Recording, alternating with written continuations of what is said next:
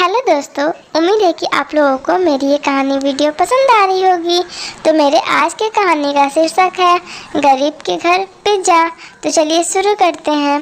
फतेहपुर नामक एक गांव में एक छोटा सा परिवार रहा करता था, जिनका बहुत गरीबी में बीत रहा था दिन। उनके परिवार में सिर्फ अन्न का 2 ही दाना खाने को मिलता था। सुबह सूखी रोटी खा लेते थे और रात में सत्तू खाकर सो जाया करते थे, जिस वजह से जब श्री गरीब घर में एक सीता और उसका पति वैभव रहा करता था और उनके 2 बेटे थे। दोनों बेटे स्कूल जाया करते थे। एक का नाम श्री था, एक का नाम मीरा था। श्री जब भी स्कूल जाया करता, अपने दोस्तों को देखता तो कहता, घर पे जाकर अपने पापा वैभव से कहता, पापा घर पे कॉलेज में तो स्कूल में तो सब pizza, burger, momo, chowmein, pasta ये सब लेके आए थे, पर मैं सूखा सा सत्तू लेके गया था। मुझे बिल्कुल पसंद नहीं है। मेरे को अच्छा सा टिफ़िन चाहिए बनाकर, मुझे अच्छा टिफ़िन दो। पिज़्ज़ा, मैं भी पिज़्ज़ा ले जाऊंगा, नहीं तो मैं स्कूल अब नहीं जाऊंगा। लेकिन उसके पापा उसे बहुत समझाते हैं कि नहीं बेटा, हम स्कूल विद्या प्राप्त करने जाते हैं तो हमें उस पर ध्यान देना चाहिए। मैं तुम्हें जितना ही दे रहा हूँ तुम उतने में ही काम चलाओ। कुछ बच्चों को तो ये भी नसीब नहीं होता है। इस बात पे श्री कहता है, नहीं पापा, मेरे स्कूल में सारे बच्चों को नसीब हुआ है। सारे बच्चे पिज़्ज़ा, चाउमीन, मोमोज ये सब लेके आते हैं, बस मैं ही अकेला सत्तू लेके जाता हूँ रोज़ सत्तू सत्तू सत्तू।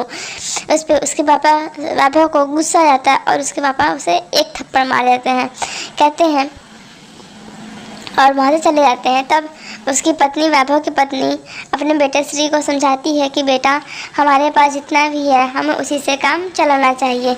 जब तुम्हारे पापा वैभव के पास बहुत पैसे हो जाएंगे तो तुम भी पिज़्ज़ा लेके जाना। उसी रात वैभव को नींद नहीं आता है और वो मीरा से कहता है कि इतने पैसों में तो घर का काम चल ही नहीं रहा है और बच्चे भी बड़े हो रहे हैं, उनकी जिद भी बढ़ती जा रही है। इस पर मीरा कहती है, ठीक है तो मैं भी अब नौकरी ढूंढूंगी, किसी के घर पे मैं भी जाके बर्तन मांजूंगी, इससे थोड़े पैसे तो और बढ़ेंगे। मैं कम से कम घर पे रहती हूँ दिन भर, इससे अच्छा मैं कोई ना कोई नौकरी ढूंढ लूँ, सिलाई बुनाई या फिर किसी के घर बर्तन धोने का। इस पर बाबा बोलता है, ठीक है जैसे तुम्हारी इच्छा। और ये बोल के दूसरे दिन मीरा जॉब ढूंढने के लिए घर से बाहर चली जाती है। लेकिन बहुत मुश्किल से मीरा को उसकी दोस्त के द्वारा एक जॉब दिया जाता है, जिसमें मीरा को सारा दिन एक लोग का घर साफ करना रहता है और बर्तन धोना रहता है। तो वो सब करना शुरू कर देती है और संडे का दिन आता है। वैभव भी कहता है कि माँ, मुझे भी अपना न्यू जॉब दिखाइए, मुझे भी वहाँ पे जाना है। तो जाता है, देखता है श्री कि मेरी माँ ये सब करती हैं, मैं पिज़्ज़ा बर्गर के लिए जिद करने का क्या फ़ायदा जब मेरी माँ यही सब कर रही थी। और मंडे को उसकी माँ उसके घर पे पिज़्ज़ा लेके आती हैं।